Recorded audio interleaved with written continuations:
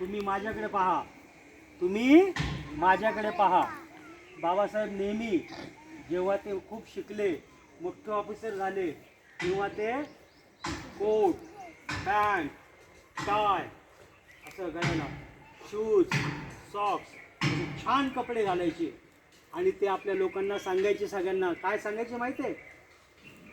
तुम्ही खूप शिका, सिन्सिअरली अभ्यास करा, मोठे ऑफिसर व्हा आणि माझ्यासारखे कपडे घालायला सुरुवात करा. आणि छान कपडे घातल्यावर आपण छान दिसतो ना, हो की नाही? तू कशाचे स्कूलमध्ये आली की रोज छान छान कपडे घालून येते, तू कसे घालती छान छान कपडे. पण छान छान कपडे घातले की आपल्याला फ्रेश वाटतं ना, हो की नाही? म्हणून त्यांनी सांगितलं की तुम्ही छान कपडे घाला माझ्यासारखे आणि मोठे ऑफिसर व्हा आणि सगळ्यांकडनं सन्मान घ्या, सगळ्यांकडनं मान सन्मान घ्या. सगळे तुम्हाला रिस्पेक्ट, सगळ्यांनी तुम्हाला रिस्पेक्ट दिलाच पाहिजे.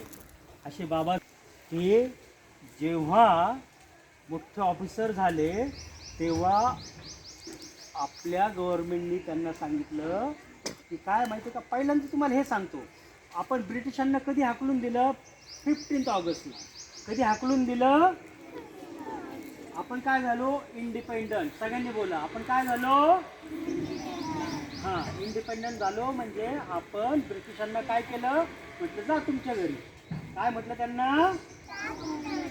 हां, हे तुम्हाला सांगितलंय ना, कारण ब्रिटिश आपल्याला त्रास देत होते ना, ब्रिटिश आपल्याला त्रास देत होते आणि म्हणून आपण त्यांना 15 ऑगस्टला हाकलून दिलं इंडियामधनं आणि आपण इंडिपेंडन्स झालो. म्हणून 15 ऑगस्टला आपण इंडिपेंडन्स डे सेलिब्रेट करतो. 15 ऑगस्टला आपण काय सेलिब्रेट करतो?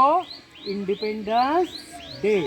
ओके, तसं तर आपण इंडिपेंडन्स झालो म्हणजे आपण स्वतंत्र झालो. पण आता स्वतंत्र झाल्यानंतर, ऐका, आता स्वतंत्र झाल्यानंतर आपल्याला आपलं रूल बुक पाहिजे का नाही, की आपण कसं वागायचं, आपण स्कूलमध्ये किती वाजता जायचं, आपण लाईनमध्ये उभं राहायचं का नाही, हो की नाही? आपण आपले ऑफिसेस पाहिजे, आपल्याला मोठे कारखाने बनवले पाहिजेत, आपल्याला रोड्स बनवले पाहिजेत, आपल्याला हॉस्पिटल्स बनवले पाहिजेत, हो की नाही? त्या सगळ्या गोष्टी करण्यासाठी आपल्याला रूल बुक बनवावं लागेल. आपल्याला रूल बुक बनवावं लागेल. मग आपल्या देशातल्या किंगनी बाबासाहेब आंबेडकरांना सांगितलं की तुम्ही आपलं रूल बुक बनवा, आपलं रूल बुक बनवा. आणि त्या रूल बुकमध्ये काय असतं? सगळ्यांनी कसं शिस्तीत राहायचं, सगळ्यांनी कसं, बोला, सगळ्यांनी कसं, त्याला काय म्हणतात? Rules book. त्याला काय म्हणतात? करेक्ट.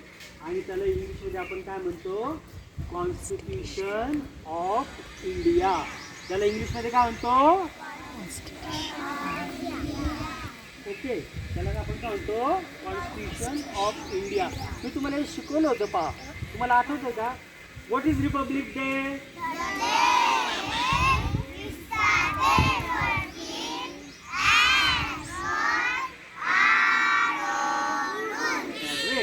आपण असा दिवस की आपण आपल्या रूल प्रमाणे राहायला लागलो आणि त्या रूलच्या बुकला काय म्हणतात? Constitution of India.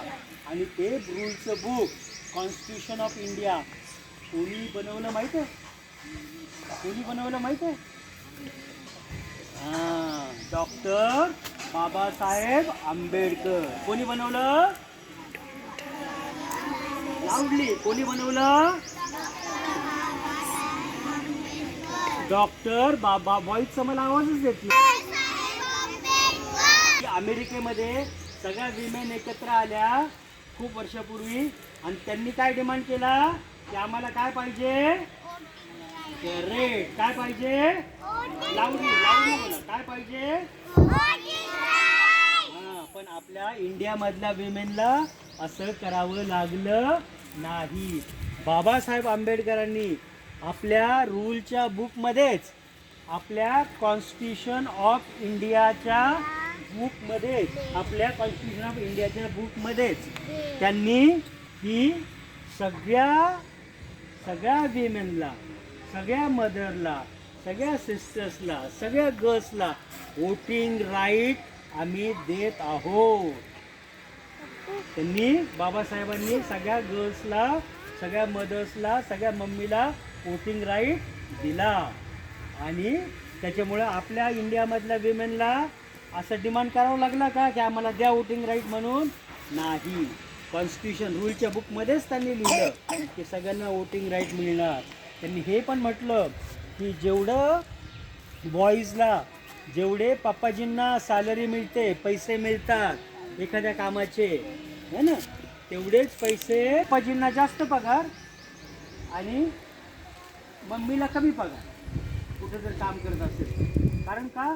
पप्पाजी बॉय आहेत आणि मम्मी गर्ल आहे म्हणून गर्लला कमी पैसे देत होते. पण बाबासाहेबांनी सांगितलं की नाही, मम्मीला पण तेवढाच पगार द्यायला पाहिजे की जेवढा पप्पाजींना तुम्ही देताय. समजलं? त्याच्यावर त्यांनी ते पण केलं. आणि त्यांनी सांगितलं की सगळ्यांना असं त्यावेळेला असे खूप 12 आवर्स, तुमचं स्कूल किती आहे? 5 आवर्स, हो की नाही? असं त्यावेळेला 12 आवर्स काम केलं एका दिवसात तरच पगार मिळायचा. बाबासाहेबांनी ते पण कमी केलं. ते म्हणजे की नाही, 12 आवर्स कोणी काम करणार नाही, 8 आवर्स काम करणार. किती आवर्स काम करणार? 8 तास काम करणार. हे पण त्यांनी सांगितलं. असं केलं. आणि त्या मम्मीला